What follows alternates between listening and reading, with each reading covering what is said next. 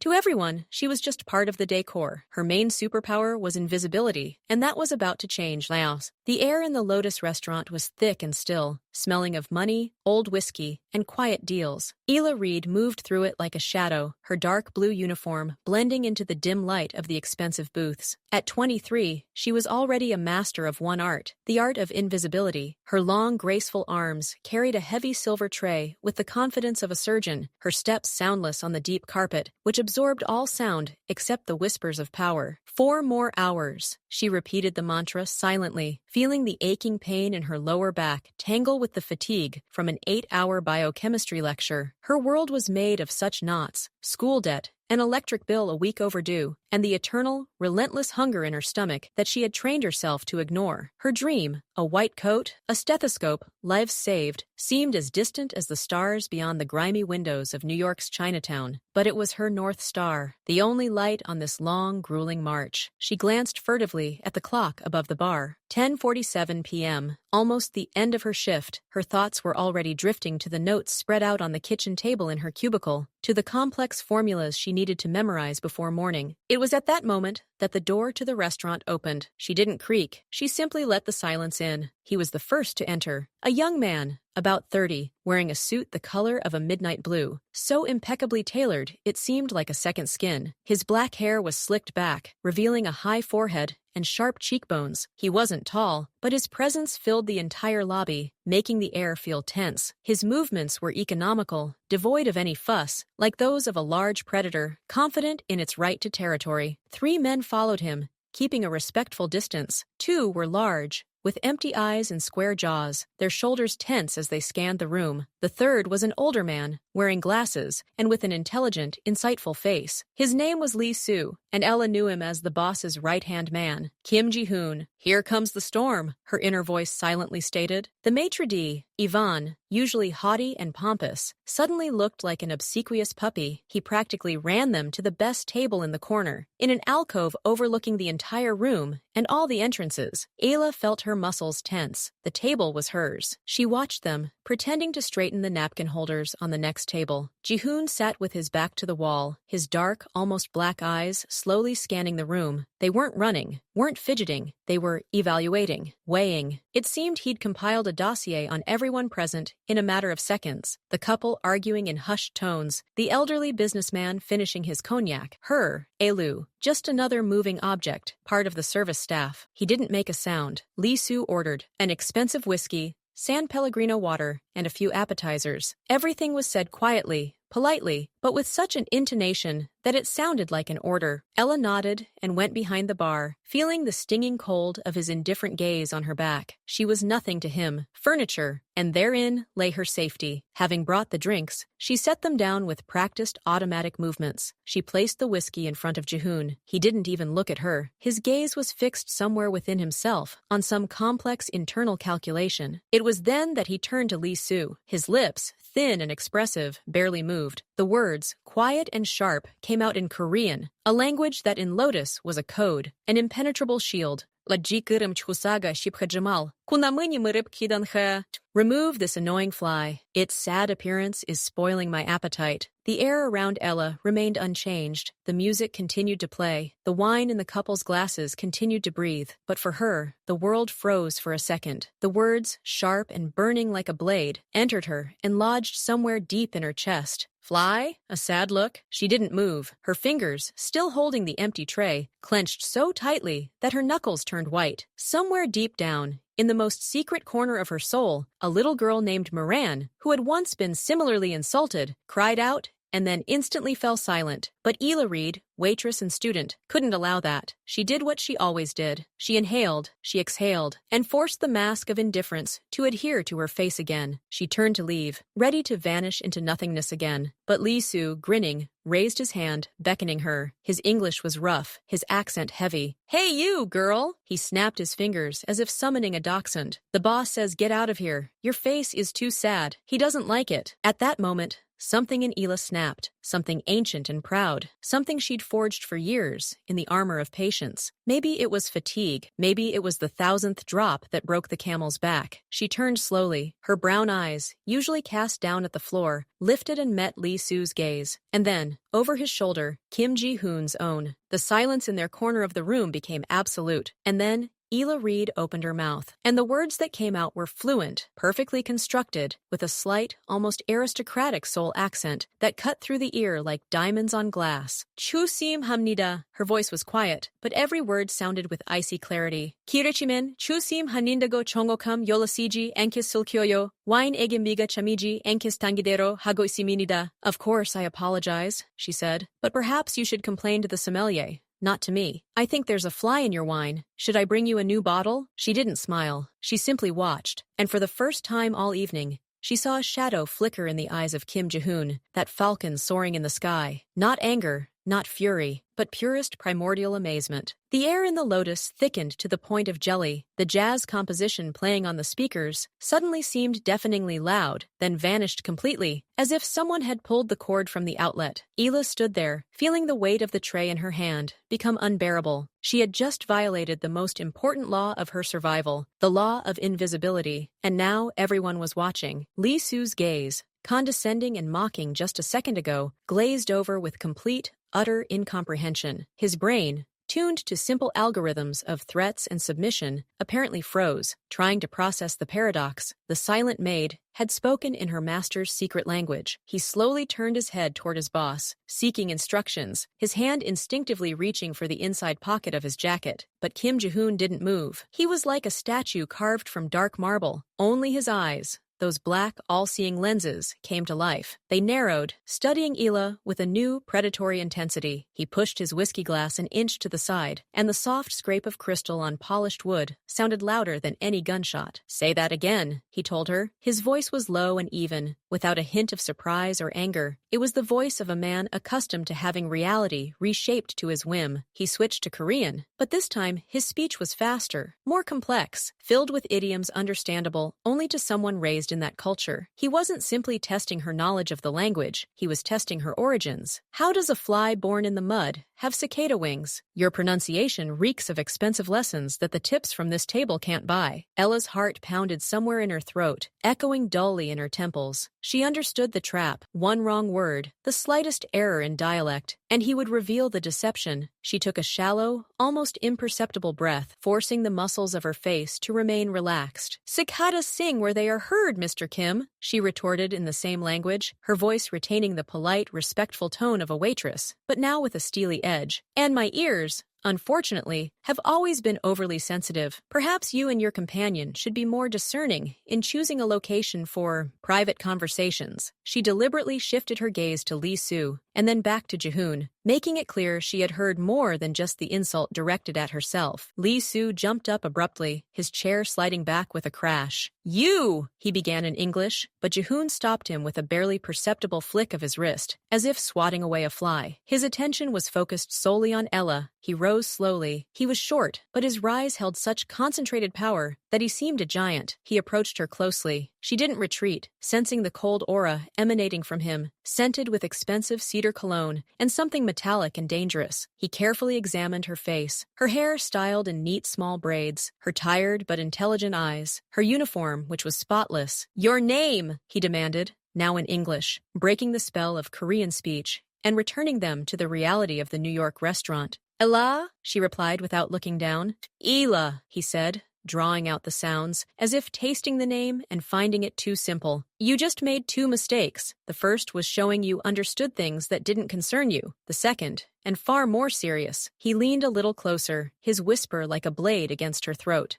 "You thought you could teach me." He paused, letting the weight of his words sink in. The entire restaurant froze. Even the cooks in the kitchen, sensing the unseen tension, fell silent. "But perhaps your sensitivity could prove useful," he continued, a cold, calculating glint in his eyes. "We will continue this conversation in a more appropriate place." He stepped back and nodded to his men. Escort Miss Ela to my car. Politely, two guards, their faces expressionless, smoothly closed around her. One of them gestured toward the exit. Protesting was pointless. Running was impossible. Ella took one last look at the room, at the manager's frightened face hiding behind the counter, and at her notes left in the kitchen. Her world, already fragile, had just cracked, and darkness had flooded in. She handed the tray to one of the security guards, her movements mechanical. My cardigan, she said quietly, looking straight at Jihoon. On the hanger. I need it. The corner of his lips twitched in a semblance of a smile. Her impudence, even now, seemed to amuse him. He nodded to one of his men. The cardigan had arrived. Walking between two enormous bodies toward the coveted door, Ella knew there was no turning back. She stepped over the threshold, and the door of the Lotus closed behind her with a quiet but final click. She was no longer called Ella, the waitress. Now she was an enigma, a witness, a prisoner, and she didn't know which was worse. Ela was escorted to a black Cadillac Escalade parked in a deserted alley behind the restaurant. A security guard opened the back door. Inside, the smell of leather and cold metal filled the air. She slid into the seat, and the door closed with the dull ticking of the central locking system. The world outside was suddenly separated by tinted glass, turning into a silent movie. The guards climbed in front without a word. Jihoon took the seat next to her, his own space secluded, but his presence filled the entire cabin. He didn't look at her, staring out the window at the passing city lights. The car pulled away, smooth and silent, like a ship leaving the shore. Glove compartment, Jihoon said in Korean, without turning his head. The front passenger opened the glove compartment, pulled out a small black device, and silently handed it back. Jihoon took it. It was a portable communications jammer. Just in case, he remarked, catching her gaze. I value my privacy. He turned on the device, and Ella felt the last thread connecting her to the ordinary world quietly snap. The phone in the cardigan's pocket turned into a useless piece of plastic. She was completely cut off from everything. They rode in silence. Ela looked at the city, which suddenly felt alien. She knew these streets, every turn, every pothole in the sidewalk, but now they seemed like the set for a play in which she had been forced to play the leading role. You're surprisingly calm, Jihoon broke the silence. His slightly accented English cut through the silence. Hysteria won't make my situation better, she replied, looking out the window. It makes sense, but it's hard to believe that a simple waitress has such self-control. I'm not just a waitress, she said quietly. I'm a medical student. We learn to keep our cool under pressure. He finally turned to her, his gaze sliding over her face, as if trying to find confirmation of her words. A medic, he repeated. Interesting. And where did you learn to speak Korean? In medical school? Ella felt a chill run down her spine. This was the main question she had been dreading. I lived in Korea, she replied, choosing her words with the care of a sapper. As a child. Family. He didn't let go. Mother, she said shortly, hoping that would satisfy him. He studied her for another moment, then slowly shook his head. No, there's no colloquialism in your speech. Your accent. It's from a certain circle. Well-bred, almost aristocratic. You've received an education that few can. He stared out the window again, letting her know the conversation was over, but his last words hung heavy in the air. He'd already seen through her cover story. He'd dug deeper than she'd expected. The car turned into a nondescript alley and stopped in front of a nondescript metal gate that slid silently upward, revealing the dark opening of an underground garage. The Escalade pulled inside, and the gate closed behind them, cutting off the last glimmer of streetlight. The garage was empty, lit only by a couple of dim lamps. The air smelled of concrete and motor oil. The security guard opened the door for her. Ela stepped out, her legs slightly wobbly. Jihoon followed. Welcome to my humble office, he said, his voice echoing in the empty space. We will not be disturbed here.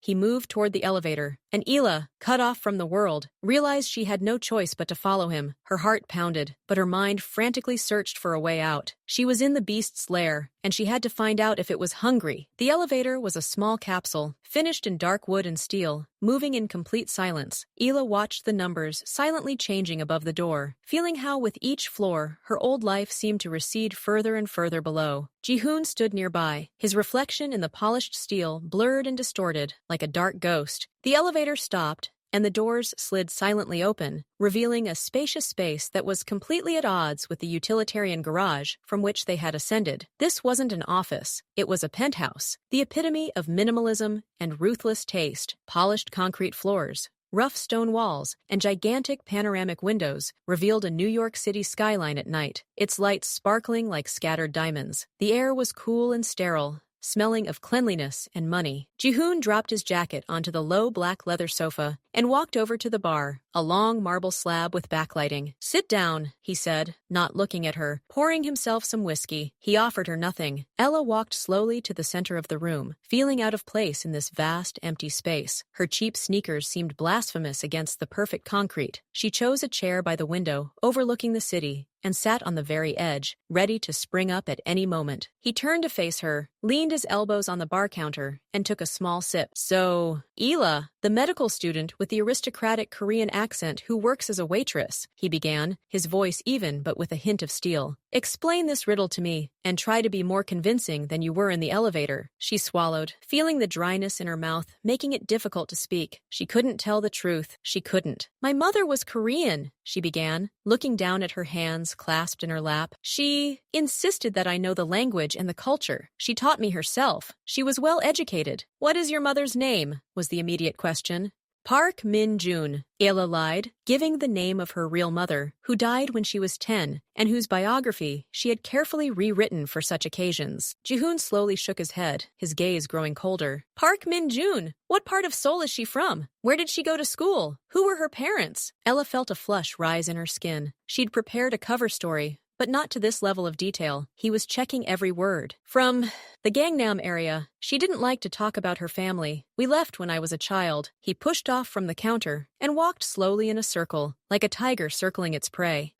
Amazing! A woman from Gangnam who gave her daughter impeccable manners and pronunciation, but ended up in New York, where her daughter works 3 jobs to pay for her studies. "Where was your father in this idyllic picture?" "He died," Ela said shortly, and this time there was genuine pain in her voice that she couldn't contain. Jihoon paused for a moment, assessing her reaction. He moved closer to her, and she shrank back into her chair, sensing the danger emanating from him. "You're a good actress," he said quietly. "Or maybe part of your story is true, but not all of it." He leaned in, his face inches from hers. "You heard what I said, Lee-soo. You understood more than just the insult. You understood the context. You know who I am. And that means you know that one word from me could wipe you off the face of the earth." Ella froze, looking into his black, bottomless eyes. There was no anger or cruelty in them, only cold, ruthless efficiency. He wasn't a movie villain. He was a force of nature, an element that couldn't be appeased or tricked, that could only be outlived. "I'm no threat to you," she whispered. "A lie!" he snapped, straightening up. "You're already a threat. You're a variable I didn't calculate, and I hate uncalculated variables." He walked over to his whiskey. "I have a proposition for you, or rather, an ultimatum." He took a sip, letting her feel the weight of those words. "You will disappear. I will provide you with new documents, a one-way ticket, and enough money to start a life somewhere else. You will forget Korean, you will forget New York, you will forget my face, you will become a ghost." Ella looked at him, unable to believe what she was hearing. Her studies, her dreams, everything she'd worked for all these years. "What if I refuse?" she asked, her voice trembling. He set the glass down with a soft thud. "Then you will become a ghost for real. The choice is yours." At that moment, his phone, lying on the bar, vibrated. He glanced at the screen,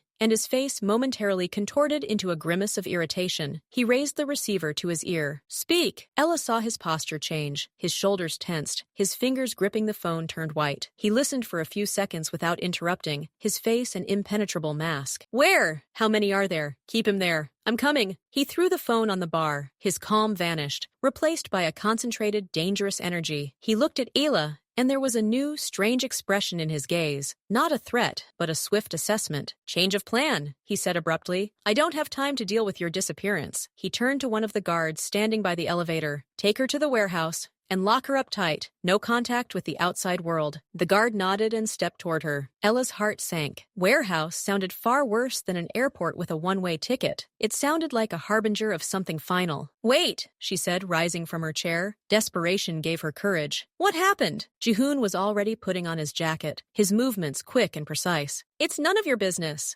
"See, it concerns you," Ella countered, still trying to find a lever, a hook, anything to break out of this trap. "And if it's something serious, then maybe I can help. I'm a medic." He turned around sharply, and his gaze was like a dagger thrust. "You think I need the help of a medical student?" His voice was quiet and venomous. "No," she replied, forcing herself to hold his gaze. "But you might need someone no one knows, someone not connected to your world, someone who can pass unnoticed." He paused. studying her. A spark of something flickered in his eyes. Not trust, no, but perhaps recognition of her audacity, an acknowledgement that this variable might have some value. Warehouse, he repeated to the guard, and his words sounded like a death sentence. We'll talk later. The guard took Ella by the elbow, his grip firm but not rough. He led her toward the elevator. At the threshold, she turned around. Jihoon stood by the window, looking out over the city, but his back was tense and his fists clenched. Something had happened, something serious. And she, against her will, found herself at the epicenter of this storm. The elevator doors closed, whisking her away into the unknown. But now, beyond the fear, a tiny spark lit in her head, a spark of challenge. She wasn't just a prisoner. She'd witnessed a weakness in the wall of his impenetrable control, and that knowledge was the only weapon she had left. The warehouse wasn't a gloomy basement, but a spacious, nearly empty loft in an industrial area. A bare concrete wall, tall windows painted white, let in the dim gray light of the early morning. Dust and the smell of old wood hung in the air. In the corner stood a mattress, a blanket, and a bottle of water, the bare necessities for a prisoner. The guard, the same stone-headed giant who had escorted her, silently pointed to the mattress and took up a position by the only door, arms folded across his chest. He wasn't rude, but his silent stillness spoke louder than any threat. Ella slowly sank onto the mattress, feeling the adrenaline finally ebb, replaced by a chilling fatigue. She was trapped. She sat there for maybe an hour, maybe two, listening to every sound outside, the distant honk of a car, the cry of a seagull. Her thoughts raced between fear for her future and the agonizing attempt to understand what had happened. What had made Jihoon change his plans so abruptly? What had been in that phone call? Suddenly, footsteps were heard outside, quick and sharp. The door swung open, and Jihoon appeared on the threshold. He looked different. His immaculate suit was rumpled, and a dark stain clung to the collar of his shirt, which Ela immediately recognized as blood. Not his. Blood spatter. His face was pale, like a mask, but his eyes burned with a cold, furious fire. Behind him, leaning on another guard, Lee Soo hobbled. His face was contorted with pain. He clutched his side, and a scarlet streak oozed through his fingers. Here, put it down, Jihoon said, pointing to a clear space on the floor. The guard helped Lee Soo lie down. He groaned, his breathing becoming ragged and wheezy. Jihoon turned away from him and approached Ela. There was no trace of his former cool elegance left in his movements, only a focused, wild energy. You said you were a medic. His voice was hoarse, with suppressed anger. Prove it. Ella, speechless, looked from him to the wounded Lee Soo. Her brain, trained for years on textbooks and simulations, froze for a split second, then switched over. Fear receded, giving way to professional interest. She stood up. What happened? She asked, walking up to Lee Soo and kneeling down next to him. Jihoon muttered through clenched teeth. On the way out. Don't call the police. Don't call the hospital either. Ella nodded, her fingers already unbuttoning Lee Soo's bloody shirt. The wound was in his upper abdomen,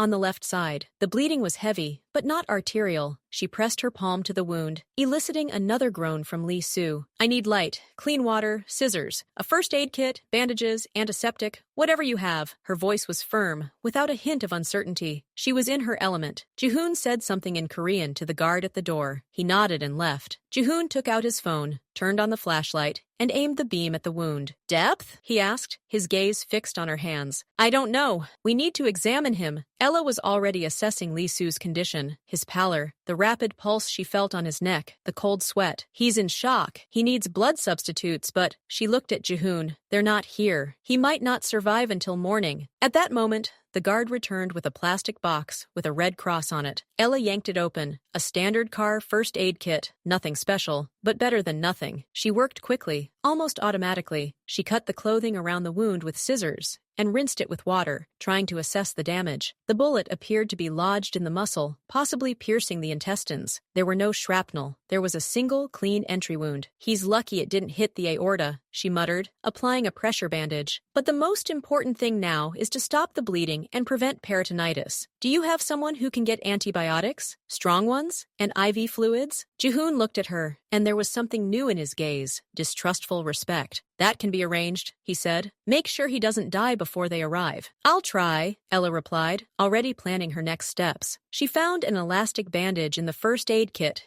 and began applying it, applying constant pressure. Her movements were precise and confident. Ji-hoon's gaze on her. He watched her every movement, how her fingers, which had held a tray just hours ago, were now saving the life of his right hand. His entire simple waitress theory was crumbling before his eyes. "You're not lying about the medicine," he finally stated. His voice had lost its earlier fury, now filled only with cold understanding. "I told you," Ela replied, not looking up from her work. "I'm no threat to you." He shook his head slowly, his eyes narrowing. "On the contrary, you just became 1,000 times more dangerous." He paused, his gaze sliding over her concentrated face. "Because now I know you can actually be useful." Ella fell silent, continuing to bandage the wound. His words hung in the dusty air of the warehouse, and she realized she had just crossed another invisible line. Her chance to simply disappear had evaporated. Now she was drawn deeper into his war than she could have imagined. And her only chance of survival was her skill, the skill he had just appreciated. Dawn cast the whitewashed windows of the warehouse a dirty, sulphurous color. Ayla sat on the floor, her back against the cold concrete wall, looking at Lee Soo. His breathing had evened out, the wheezing had subsided, and he had finally fallen into a heavy but stable sleep. The pressure bandage she'd applied was clean, the bleeding had stopped. The IV, which had been delivered with great difficulty a couple of hours earlier, was slowly dripping into his vein, combating dehydration and shock. She herself felt drained and exhausted. The adrenaline had long since receded, leaving behind only shaking hands and a heaviness in every muscle.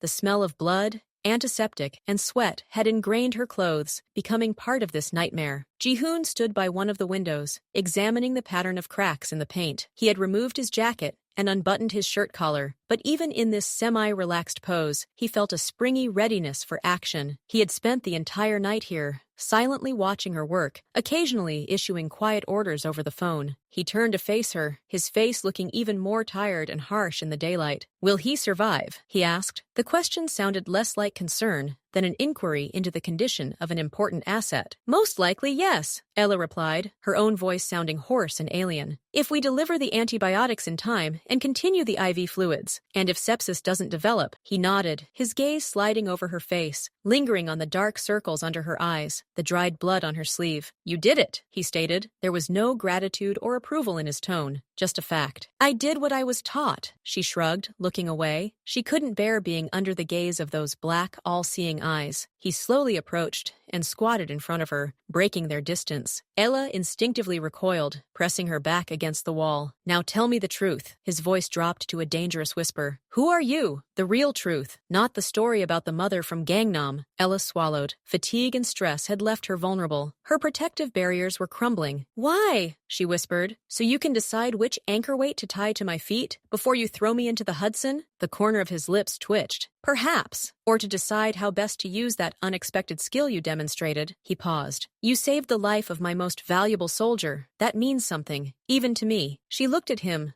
trying to discern the lie and the game, but all she saw was the tired, impenetrable face of a man who, in one night, had faced betrayal and assault, and had been forced to entrust the life of his comrade to a random captive. "My mother, her name was Kim Min-jung," she began quietly, looking off into space over his shoulder. It hurt to speak, but the silence had become unbearable. "She wasn't from Gangnam. She was from a family connected to people like you, just from Busan." Ji-hoon remained motionless, listening attentively. "She married an American soldier, my father, and left here. She thought she was starting a new life." A bitter smile touched Ela's lips. "But the past catches up with her, always. When I was 12, he was found. Shot. Robbery, the police said. But my mother and I knew the truth. It was a message. Punishment for her running away." She fell silent, gathering her thoughts and strength to say the hardest thing. "Mom, she didn't survive it. She was gone a year later. I was sent to an orphanage, then to a foster family. But I remembered everything she taught me. The language, the manners, how to behave in certain circles, how to survive." She finally looked at him. "I've been surviving my whole life, Mr. Kim. Working here, going to school. It's all part of surviving, so that one day I won't have to be afraid anymore." He listened without interrupting. When she finished, he was silent for a few seconds, processing what he had heard. "Kim Min-jung of Busan," he finally said thoughtfully. "I've heard the name. An old family, strong connections. You don't just speak the language. You're an heir to the same blood that flows in my veins. You're one of us." Ella shook her head sharply. "No, I'm not one of you. I want to be a doctor. I want to save lives, not take them. Sometimes, to save one life, you have to take another, he retorted coldly. You just did that. You saved Lee Su, and in doing so, you may have signed the death warrant for those who attacked him. He stood, his shadow falling over her. Your origins explain a lot, and make you both more valuable and more dangerous. So you're still going to kill me? She asked, and there was no hope in her voice.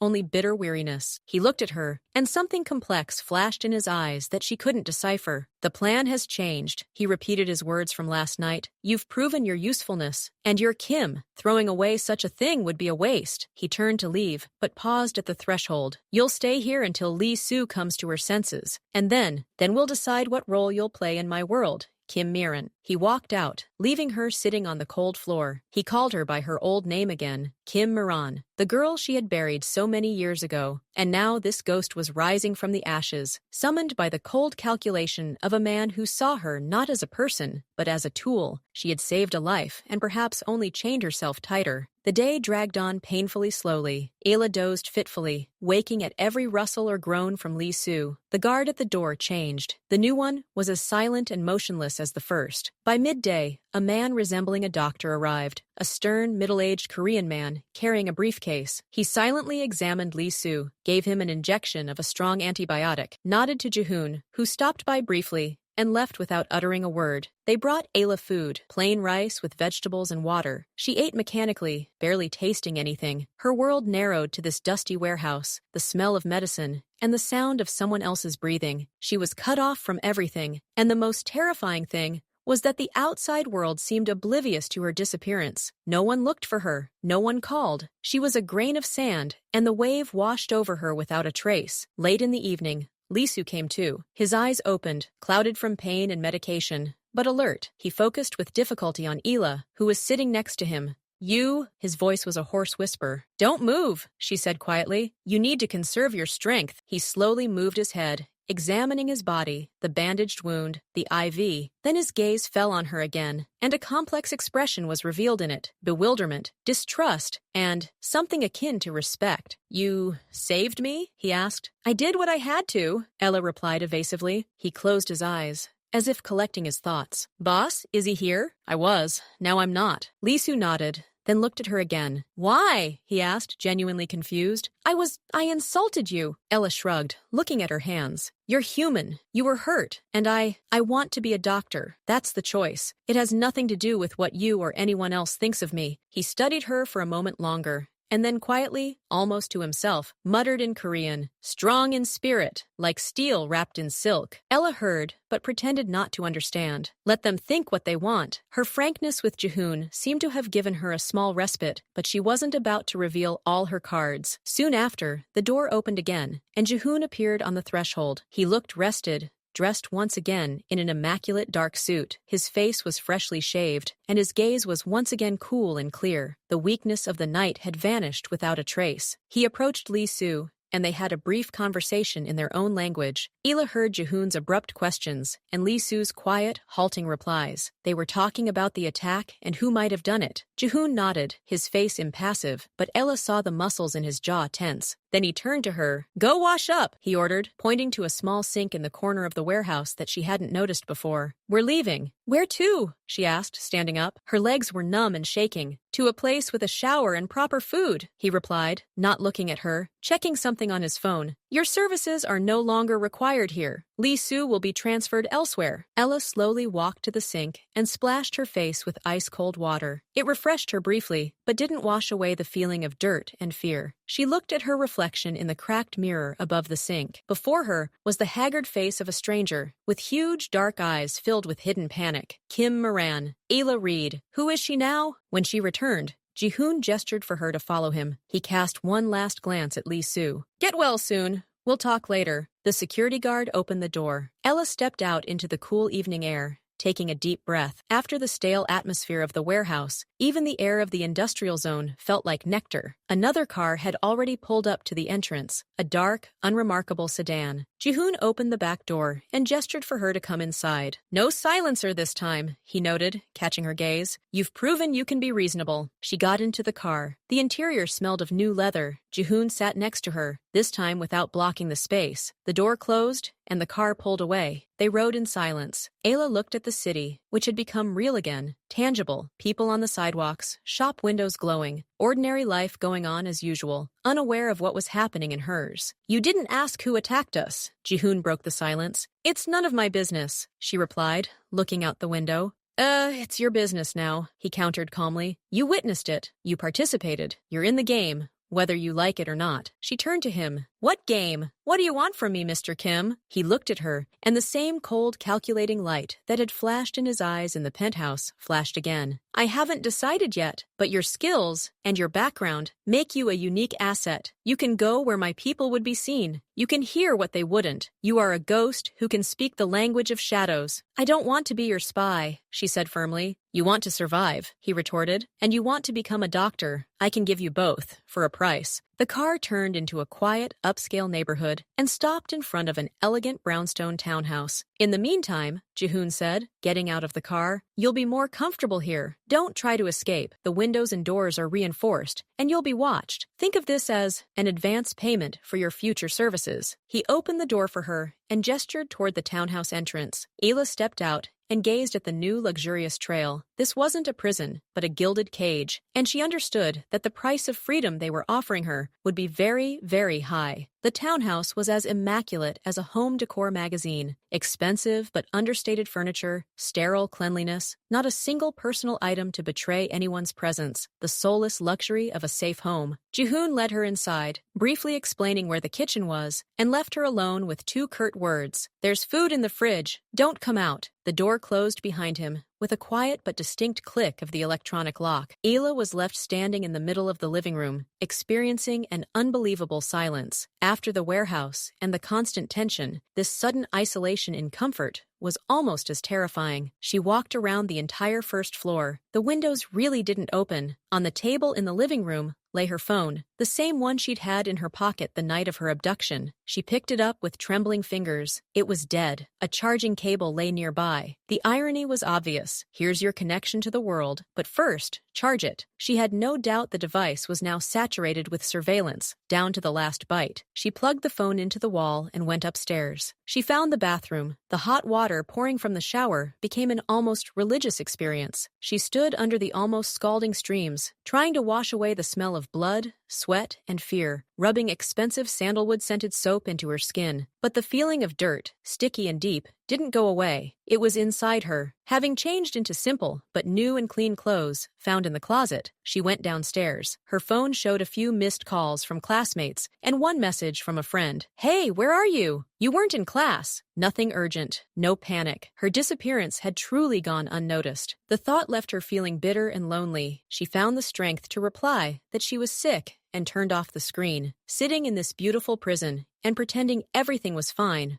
was unbearable. That evening, the door opened without warning. Jihoon walked in. He had brought a bag of takeout from a good Korean restaurant, flavorful soup, kimchi, and rice. He laid the containers out on the kitchen island, his movements precise and efficient. Eat, he said without looking at her, taking off his watch and placing it on the counter. We need to talk. She sat down opposite him, but didn't touch her food. She had no appetite. About what? She asked, looking at his hands, at the thin scars on his knuckles. About your future. He pushed the empty container aside and looked at her. The light from the hanging lamp fell on his face, casting harsh shadows. Lee Soo is recovering. He confirmed something. We were attacked by people from the Kang clan. An old feud. They sensed weakness. And what does this have to do with me? Direct. They attacked because they had information from the inside. I have a traitor, or several. His voice was calm, but there was a steely grip in it. My people. They are known. Their faces, their mannerisms, they are like scanners in the crowd. And you, he gestured at her, you are a nobody. Or rather, you are a ghost, a medical student, no connections to my world, the perfect observer. Ella felt a chill go down her spine. I won't spy for you. You will, he replied with icy simplicity, because the alternative is to disappear for real. Or more likely, Khan will find you, and they will deal with you as a witness. Do you think they will figure out who you are? You were with me that night. To them, you are mine. The word my hung in the air, heavy and irreversible. And if I agree? She asked, her voice trembling. Then what? Will I become your agent forever? No, it's a contract, a time-limited one. He leaned back in his chair. You'll run a few errands for me. Help me find a leak. After that, I'll lift all restrictions. You'll get enough money to graduate debt-free and start an internship anywhere. We're even. He was offering her a deal with the devil, but at least the devil was honest about his price. What if I fail? What if I get caught? Then I'll give up on you, and the last thing you see won't be my face. He said it without emotion, like a statement of the weather.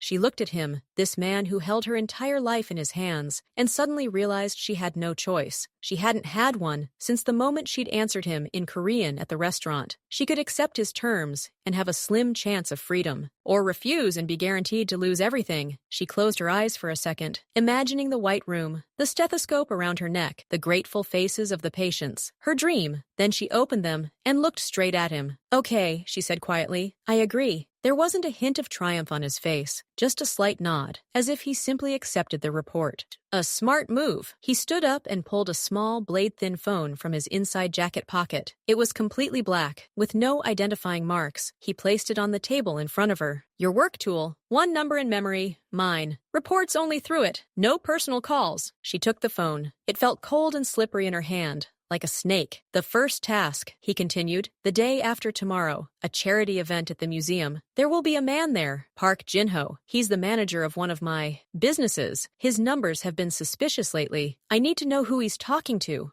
About what? Film him. Record the conversations. Don't attract attention. He said it as if he was asking her to go get some bread. And how am I supposed to do this? She asked, feeling panic rising. You're a smart girl, he replied, heading for the exit. You'll figure it out. You're a medical student, interested in art, looking for sponsors for your research, or just a charming young woman who's lost her way. Use your imagination. He walked out, leaving her alone again, this time with a cold phone in his hand and an even colder fear in his heart. She had traded her freedom to buy herself a chance at a future, and the first payment on this debt was due the day after tomorrow. 2 days passed in a feverish stupor. Ayla studied the file on Park Jin-ho that Ji-hoon had given her through a security guard, a few photographs, a list of known habits, addresses, a man of about 50, with the face of an accountant and the eyes of a ferret. She ran through possible scenarios in her head, each more absurd than the last. It was impossible to imagine herself as a hunter. She was a mouse sent to track a cat. On the evening of the charity reception, a black taxi pulled up to the townhouse. The security guard silently handed her an envelope. Inside were cash, a hotel keycard, and a small, elegant black dress that fit her perfectly. Ji-hoon thought about everything. The thought of him knowing her size was terrifying. The Museum of Modern Art was ablaze with lights. The entrance was crowded with the cream of New York society, men in tuxedos, women in evening gowns, laughter, glittering jewelry, the clicking of cameras. Ella walked inside, feeling like a mouse at a ball. Her palms were sweaty, and her heart was pounding in her throat. She clutched a small purse containing a black phone and the miniature button camera they'd given her in the car. She spotted Park Jin-ho almost immediately. He was standing at the bar, animatedly chatting with an elderly lady in pearls. He looked completely at ease, gesturing with his champagne glass. Ayla took a deep breath and walked toward him, cursing herself and Ji-hoon in every language she knew. She walked past, pretended to look at a giant abstract painting on the wall, and let her heel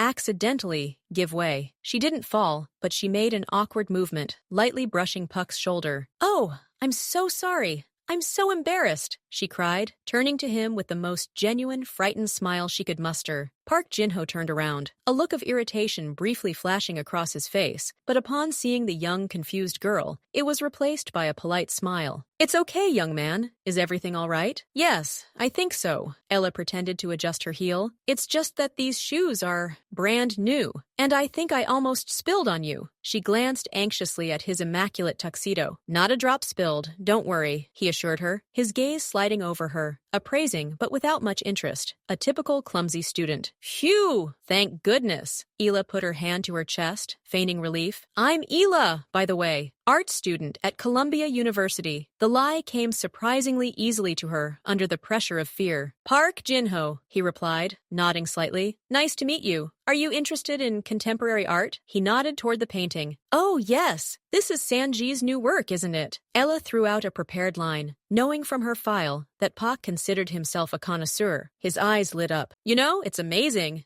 Most people just see blobs here. He started a conversation with her about art. Ella kept up the conversation, nodding, smiling, asking naive questions, while her mind was working at full capacity. She discreetly ran her hand over her purse, activating the camera. She needed to take him somewhere where he could speak more openly. "You know," she said, lowering her voice, "I think this work is an allegory for the pressure the corporate world puts on individuality, especially in our country." She placed a slight emphasis on our country, imbuing the words with an ambiguity that only a Korean could understand. Park Jin-ho became wary, his gaze becoming more intent. "Your perception is very mature for a student," he noted carefully. "Ji-hoon's game. Sometimes I think I can still feel that rhythm. And the pressure." She saw something flicker in his eyes. He sensed a kindred spirit, someone who understood the unspoken. "Yes," he sighed, his posture relaxing. "That pressure. It sometimes requires unconventional solutions, especially in business." "You mean investments?" She played along, pretending to drink her cocktail. He grinned,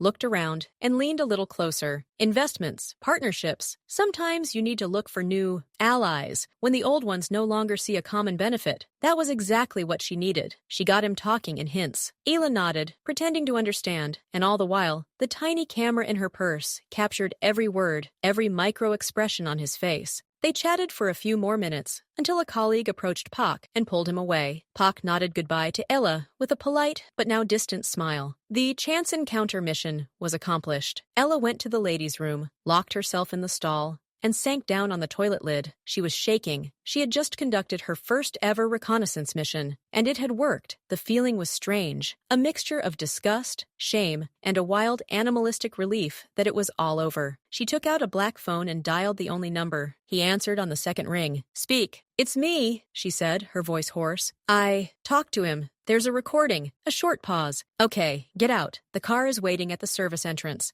The connection was lost. Ela sat for a few more minutes, looking at her trembling hands. She had done it. She had crossed the line. From now on, she was no longer just a prisoner. She was an accomplice, and the first step into the darkness had been taken. The car was waiting in the dark alley, just as Ji-hoon had promised. The same faceless foreign car, the same silent driver. Ella silently climbed into the back seat, feeling less like a participant in an operation than a smuggler transporting sin. Her bag with her camera and phone lay on her lap, heavy as lead. She wasn't taken to the townhouse, but back to Ji-hoon's penthouse. He was waiting for her at the same bar, with the same glass of whiskey, as if nothing had changed in the past few days. But everything had changed. Now, hanging between them wasn't just the knowledge of her origins, but her first act in his world. She silently placed her purse on the bar counter. "It's all here," she said without looking at him. He didn't check the contents right away. His gaze studied her face, her posture, gauging her condition. "Well?" he asked. "What are your impressions?" Ella snorted, her voice bitter. "Impressions? I feel dirty. I lied, I pretended, I manipulated." "You survived," he cut her off, his voice flat and cold. "And you succeeded. That's all that matters." He finally opened his bag, removed the camera, and connected it to his laptop, which sat nearby. The data transfer indicator blinked on the screen. She watched him review the recording, his face impassive. He listened to her conversation with Puck, his responses, his hints about new allies. A thin, cold smile played on his lips. It wasn't a smile of joy, but a smile of confirmation, the smile of a predator who has received proof of betrayal. "Predictable," he finally said, pushing the laptop away. "He's always been greedy and short-sighted, but now I have proof," Ella asked, although she was afraid to hear the answer. "That's none of your business," he snapped, taking a sip of whiskey. "Your part is done, and done well." He turned to face her, leaning his elbows on the counter. "You surprised me. I expected panic, uncertainty, but you were convincing,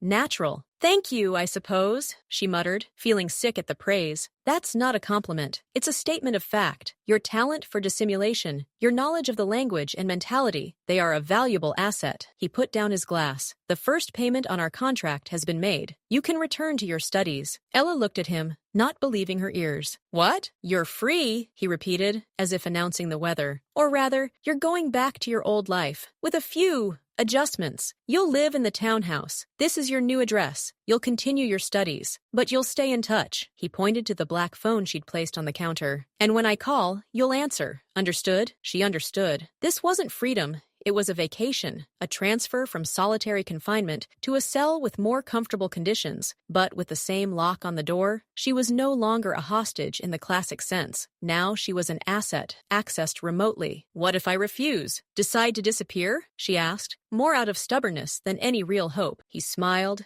and there was nothing human in that smile. You won't refuse, because now you know too much. About my deeds, and about Pak's betrayal. If you disappear, the Kang will find you before you even realize what's happening. Your safety is now guaranteed only by my protection. And my trust. He imbued his last words with icy irony. This wasn't a choice. It was a dictate disguised as a gift. Go get some rest, he said, turning to his laptop, clearly signaling the end of the conversation. Enjoy your freedom. Ella walked slowly toward the elevator. Her legs felt like jelly. She had gotten what she wanted, the chance to return to her studies. But the price was that she would forever be on this man's hook. She left the penthouse, got into a waiting car, and silently gazed out at the city. It shone, beckoned, promised a normal life, but she knew that this normality was now illusory. At any moment, the black phone could shatter her new fragile world with its merciless, piercing ring, and she would be obliged to answer. Returning to university was like trying on old, once comfortable clothes that suddenly felt tight everywhere. Her classmates discussed lectures, exams, and parties. Their worries seemed unreal to Ela, coming from another parallel universe. She sat in the library, staring at a biochemistry textbook, but the letters blurred before her eyes, replaced by Park Jin-ho's face, his obsequious smile, his trusting gaze.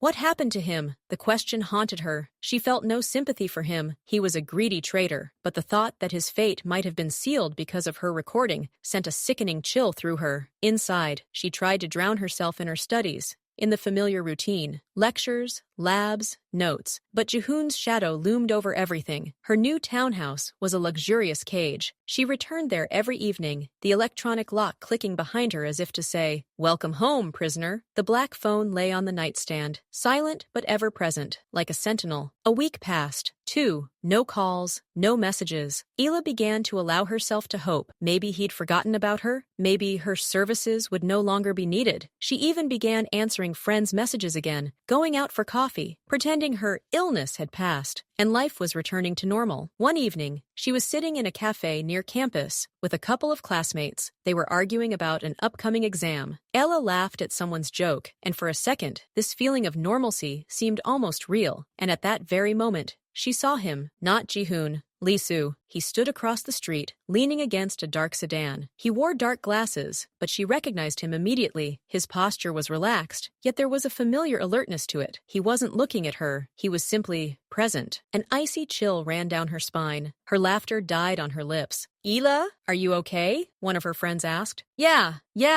I just remembered I forgot something in the library," she lied, standing up. "I have to run." She left the cafe, her heart pounding. She walked quickly down the street, not looking back, but feeling his gaze on her back. It was a reminder, clear and unambiguous. You are not free, you are being watched. She practically ran to the townhouse, burst inside, and leaned against the closed door, trying to catch her breath. The cage. She was still in the cage. The illusion of normalcy vanished like smoke. The next morning, the black phone finally vibrated. Ela stared at it like it was a rattlesnake before picking it up. "Yes? Today, 3 o'clock in the afternoon." Jihoon's voice was even and businesslike, without greetings. "The Orchid Cafe in Chinatown. There's a meeting there. A man named Lee Min-ho. Take pictures of everyone he comes into contact with, especially if they're Europeans. Do not engage." And then another click. Ela slowly lowered the phone. There were no questions. No discussion, just an order. The contract continued. At 3 o'clock in the afternoon, she sat in a darkened corner of the Orchid Cafe, sipping untouched green tea. She held a book in her hands, but her gaze kept darting around the room,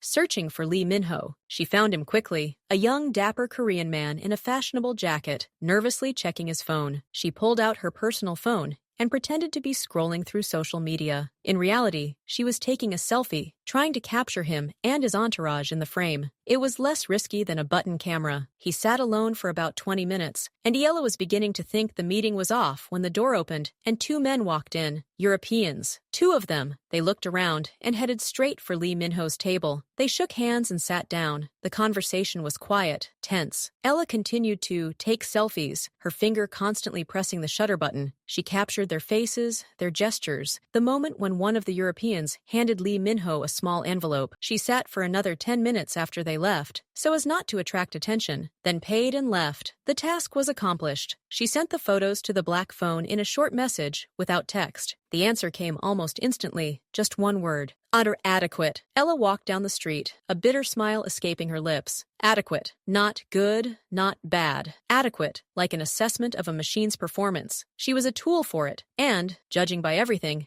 an adequate tool. She understood this was only the beginning. The calls would come again. The missions would become more difficult, and with each passing moment, the line between Ella the student and Ella the spy would blur further and further. She had traded her freedom for a ghost of a future, and now she had to pay, piece by piece, with her soul. The month passed in a strange, disjointed rhythm. Days were filled with lectures, studying, and attempts to maintain the semblance of normal life. But this normality was fragile, like thin ice, threatened at any moment by the ringing of a black telephone. The tasks followed one after another, becoming increasingly complex and risky. She had to infiltrate a closed corporate event, disguised as a student newspaper reporter, to record a conversation between one of Jihoon's financiers. Then she had to track a courier across half the city, changing cars and appearances to avoid detection. Each task left a residue in her soul, like a thin layer of dirt that wouldn't wash off even under the hottest shower. She learned, fast. She learned to change her gait, cover her face with a hood, use rearview mirrors, and shop windows to spot surveillance. Her natural powers of observation, honed by years of survival, became acutely acute. She learned to read body language, detect falseness in smiles, sense the tension in the air. She was becoming a professional in a world she despised. Late one night, as she was trying to force herself to sleep, her black phone vibrated. Not a regular ring, but an alarm, short, shrill, and continuous. Ela's heart sank. This was something new, something bad. She grabbed the phone. What's happened? Jihoon's voice was different, compressed, lacking its usual icy control. There was tension in it, almost panic. Listen carefully. They took Soyeon. Ella froze. Soyeon, Jihoon's younger sister, the only person he ever mentioned, with an elusive, almost human warmth. A 19-year-old girl studying in Boston and under the strictest protection. Who? Ella breathed out. Can. They've been sent to guard her. They took her out of the dorm an hour ago. He paused, and Ella heard him exhale forcefully. They're demanding my abdication in exchange for her life. We have 12 hours. What can I do? She asked, already knowing there was no turning back. This wasn't a mission. It was a life-saving mission. They're keeping her in an old dock in Brooklyn, Dock 17. They've got people everywhere. Mine can't get close. But you can. Am I alone? Her voice trembled. No, I'll send you the coordinates. Meet the man. He'll be your eyes and ears on the outside. His name is K. There was something odd in his voice as he said the name. Your job is to get inside,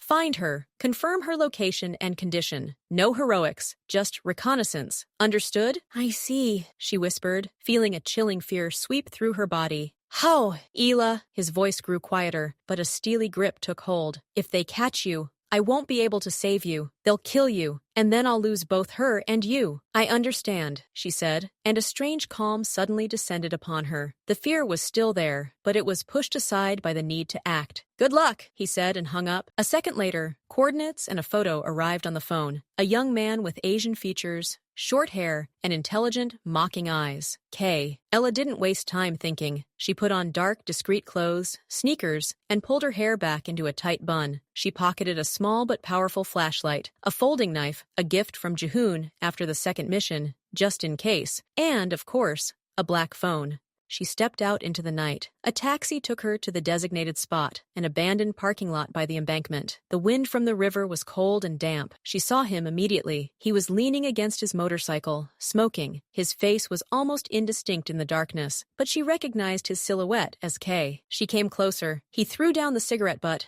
and crushed it with his heel. Ela? His voice was low and pleasant, with a slight American accent. Yes, are you Kay? He nodded, looking her over appraisingly from head to toe. So, you're the ghost girl everyone's been whispering about. His tone was neither hostile nor friendly, only curious. Ready for a tour of hell? Kay turned out to be unlike Jihoon's other men. He had neither the stony immobility of the guards nor the obsequiousness of Lee Soo. He moved with the relaxed grace of a predator, and his eyes seemed to be constantly smiling at something of their own, as if this whole nightmare were a playful game to him. He led her through a maze of abandoned warehouses, his flashlight picking out piles of rusty metal and peeling paint from the darkness. Dock 17 is up ahead, he said quietly, stopping around the corner of a massive building. According to the thermal imager, there are about 10 people inside, not counting the girl. Where is she? Ella asked, trying to keep her voice from shaking. Second floor, northeast corner. Looks like there's an office there. The windows are boarded up, but there are gaps between the boards. He looked at her. Your plan, Ghost? Ella studied the building's facade. The main entrance was well lit and undoubtedly guarded, but a few meters away, a gaping hole in the wall,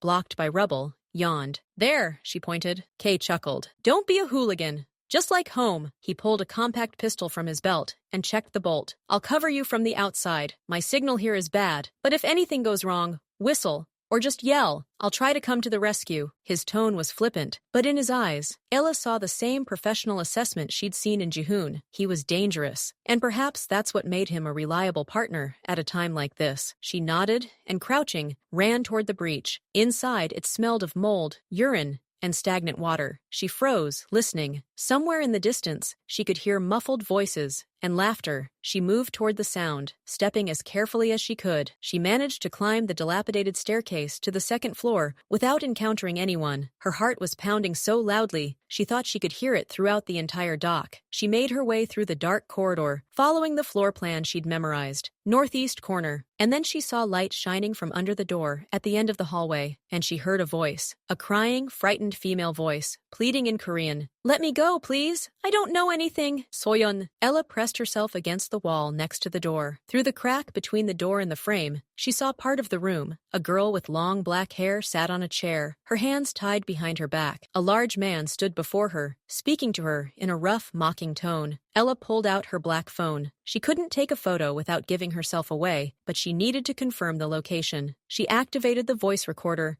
and held the phone close to the slot for a few seconds, recording the voices of So-yeon and her captor. She then crawled back and sent a one-word voice message to Jihoon. Confirm. There was no answer, only silence. She understood that now everything was in his hands. She was about to leave the same way when she suddenly heard footsteps from the other end of the hallway. Someone was walking straight towards her. Panic gripped her throat. There was nowhere to retreat. She darted through the first door across the hall, finding herself in a dark, cluttered room. She pressed herself against the wall, holding her breath. The footsteps approached, passed by, and stopped at the door where Soyeon was. Hey, Khan wants to know when this bastard will give an answer, a new voice said. Soon, I guess. Enjoy the show while you can, the one inside replied. Ella waited, holding her breath. She had to get out. But now there were two people between her and the exit. She looked around for another way in and saw a small opening in the wall, apparently leading to the next room. It was a risk, but staying here was even riskier. She crawled inside. It turned out to be a utility room filled with pipes and old machinery, and there was a window, unboarded, dirty but intact. It looked out onto the back of the dock. Ella's heart pounded with hope. She went to the window, trying to open it. It wouldn't budge, jammed shut by rust and age. She looked around, found a broken piece of metal pipe on the floor, and slammed it hard against the frame. Glass shattered inward with a crash. The sound was deafening in the silence. What is that? Came from the corridor. Who's there? Ella didn't have time to think. She leaned through the opening and jumped out. She landed awkwardly, twisting her ankle, but the pain immediately flooded her with adrenaline. She jumped up and ran, heedless of where she was going, into the darkness. Screams were heard behind her, then a gunshot. A bullet whistled past somewhere very close, hitting the wall of a nearby building. She ran, stumbling,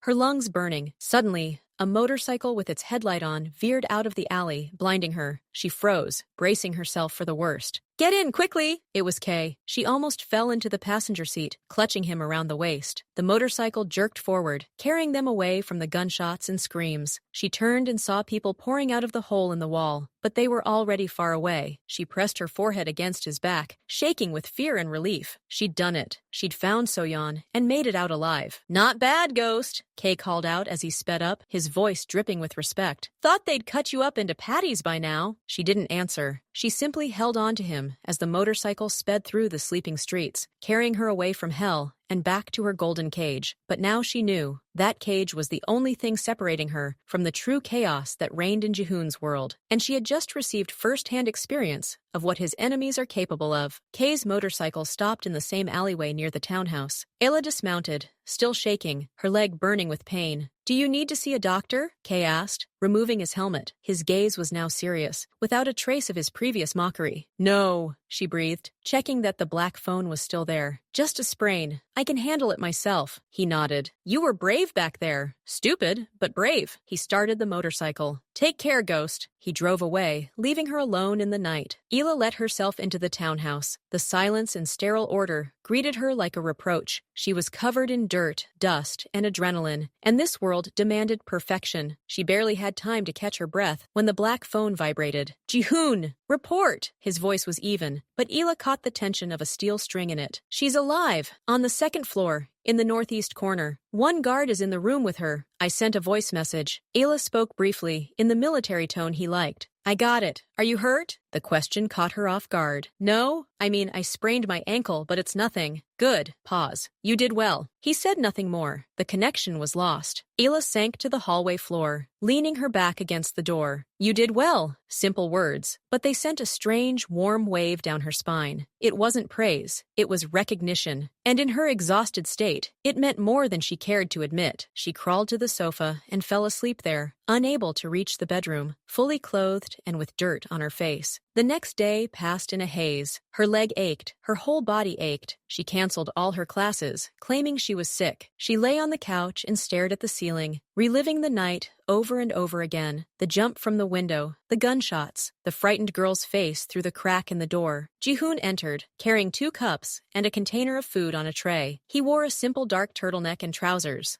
Looking tired but composed, he placed the tray on the table in front of her. Eat, he said, sitting down in the chair opposite her. He wasn't asking if she wanted to eat. He was stating a fact. She sat up slowly. He opened the container. Inside was the same soup he'd once brought her. He remembered. Soyeon, she began. She's safe, he interrupted. The operation was a success, thanks to your information. He didn't go into details, and Ayla didn't ask. She didn't want to know how many lives had been sacrificed to save one. They ate in silence. It wasn't a comfortable silence, but it wasn't hostile either. It was the silence of 2 people who shared a heavy burden and didn't need words. When she finished, he put down his empty cup. Your leg? Better? Show me. She stared at him. What? You said you twisted your ankle. Show me. His tone brooked no argument. She slowly rolled up her pant leg. Her ankle was swollen and blooming with a blue-yellow bruise. He stood up, left the room, and returned with a small metal briefcase, a first aid kit. He knelt before her, a powerful, dangerous man, suddenly kneeling before her on the carpet. He opened the kit, pulled out a tube of ointment, and began rubbing it into her swollen skin with careful, expert precision. Ella froze, unable to move. His touch was firm, professional, without a hint of excess, but the very act of doing so was so intimate and unexpected that it took her breath away. She could feel the warmth radiating from him, the scent of his cologne, cedar, and cold metal. The swelling will go down tomorrow, he said, not looking at her, finishing the bandage with an elastic bandage. His fingers were surprisingly dexterous. Thank you, she whispered, not knowing what else to say. He looked up at her, his gaze as sharp and all-seeing as ever. You risked your life for my sister. That debt, I will never forget it. He said this not as gratitude, but as a statement of fact, as a new line in their contract. He closed the first aid kit, stood up, and without looking back, walked out of the townhouse. Ella remained sitting on the couch, looking at her neatly bandaged leg. His touch still burned on her skin. He had been her jailer, her exploiter, but at that moment, he acted almost like a protector, an ally, and this confused her more than any direct threat, because hating him was easy, but beginning to understand, dangerous. She looked at her leg again. He was caring about the condition of his instrument, nothing more. She decided to hold on to this thought. It was safer. So-yeon's rescue mission. Ayla was trying to settle back into her study routine, but now she was hampered not only by Jihoon's shadow, but also by the memory of his touch. She caught herself mentally returning to that moment, to his hunched back, to the concentrated expression on his face, to the unexpected tenderness of his strong hands. It was stupid, dangerous, and completely unacceptable. One evening, when she was trying to force herself to study pharmacology, the black phone gave a different signal. Not an urgent call, but a short text message. Come out! Short and sweet. She glanced out the window. A familiar black sedan was parked at the curb. There was no time to think, no way to refuse. She threw on her jacket and got out. The driver, as always,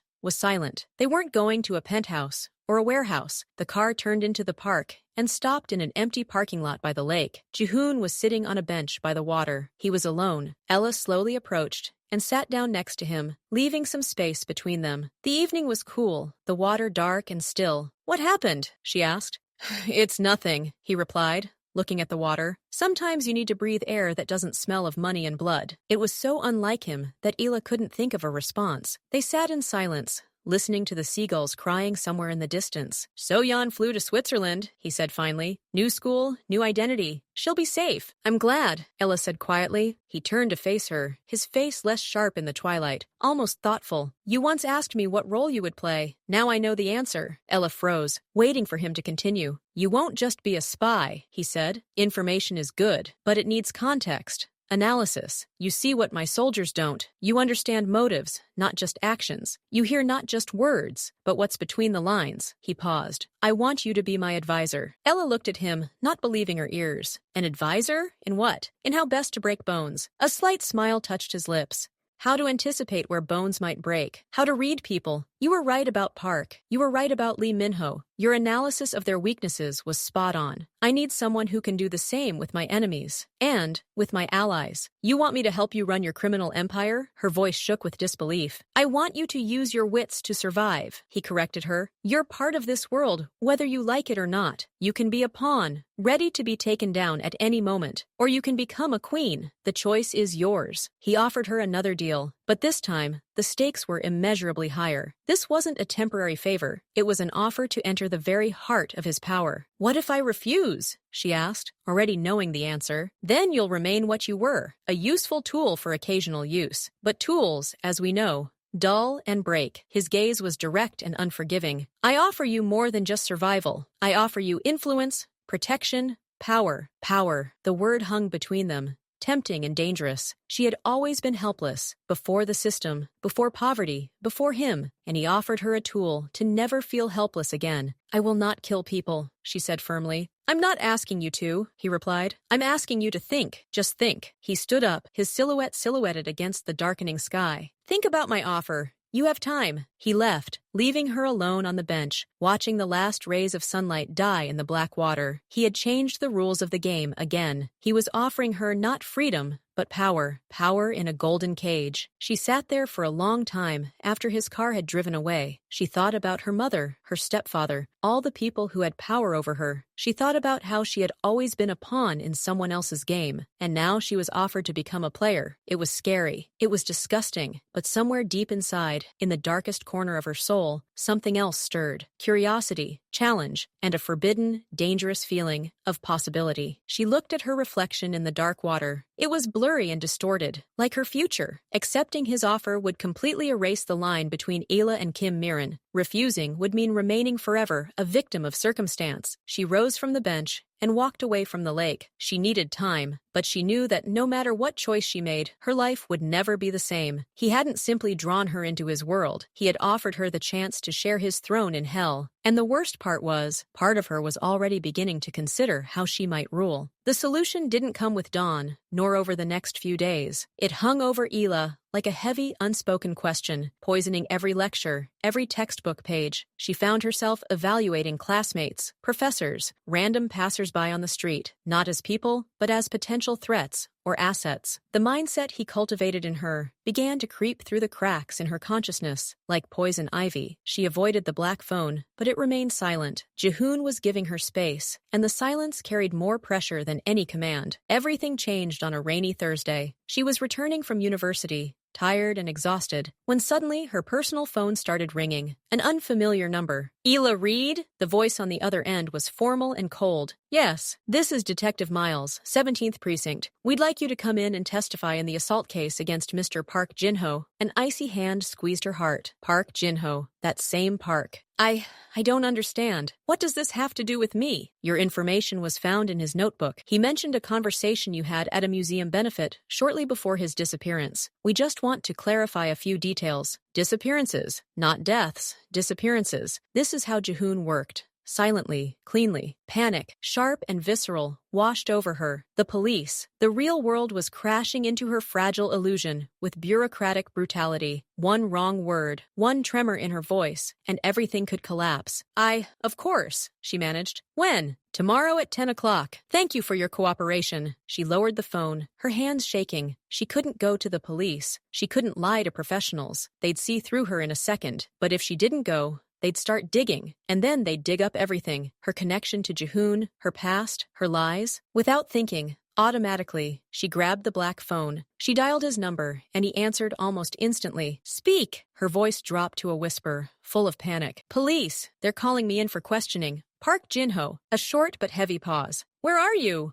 "At home, in a townhouse." Wait. The connection was lost. 20 minutes later, the door opened. Jihoon walked in. He was wearing a raincoat dripping with rain. He looked at her, assessing her condition, her wide eyes, her trembling hands. "Calm down," he said, his voice a steady anchor in the storm of her fear. "It's predictable. He was a public figure. They're obliged to check all his contacts." "What should I do?" Her voice sounded almost childish. I can't lie to them." "You must not lie," he replied, approaching. "You must tell the truth, the chosen truth." He sat down opposite her, his gaze captivating her, preventing her from falling apart. "You met him at a party. You talked about art. He was polite. You left. That's all you know. Your story is that of a student who accidentally met a businessman. No innuendo, no Korean, no new allies. You're just Ayla Reed. What if they ask why he wrote down my number? Say you mentioned your research, and maybe he was interested as a potential sponsor. That's plausible." He spoke calmly, methodically, building a line of defense for her. He didn't scold her for panicking. He was instructing her, like a commander before a battle. "What if they don't believe it?" "They'll believe it. You have no criminal record. You're a model student. Your cover story is impeccable." He leaned a little closer. "But if something goes wrong, I have people at the station. The case will be closed for lack of evidence. No one will touch you." Consolation in his words. It was a statement of fact. He was in control. Always. Her panic began to recede, replaced by a strange, chilling calm. He was here. He had taken control. And in that moment, against all common sense, she felt safe under his protection. "Okay," she breathed. "I'll do as you say." He nodded, his gaze softening for a split second. "You can do this. You're stronger than you think." He was gone as quickly as he had arrived, leaving behind the scent of rain and expensive cologne, as well as new, disturbing knowledge. The next morning, she went to the station. Everything went exactly as he'd said. The questions were polite, superficial. She told him her chosen truth. The detective thanked her and escorted her on her way. When she stepped out onto the sunlit street, a familiar car was waiting for her. A plain white envelope lay on the back seat. Inside was a new passport in Ayla Reed's name, a student ID, and a driver's license, all impeccable, and a small handwritten note on expensive paper. "For your peace of mind, in case questions arise again." There was no signature, but she knew who it was from. She stood on the sidewalk, clutching an envelope containing a new, invulnerable legend. He hadn't just protected her, he had given her armor, he had made her stronger. And in that moment, the answer to his proposal became crystal clear to her. To refuse would be to become vulnerable again. To accept would mean gaining not only power, but also his powerful, absolute protection. She looked at her old student ID card in the envelope, then at the brand new, perfect one. She tore the old one into pieces and threw it in the trash. The choice had been made. She didn't want to be a pawn. She didn't want to be a tool. She wanted to be a queen, even if it meant playing his game, playing in the deepest darkness. She took out a black phone and sent a single message. "I agree." The answer came instantly. "I'm waiting for you. Come yourself." She understood. This was the final test. Trust. She walked to his penthouse. The door was open.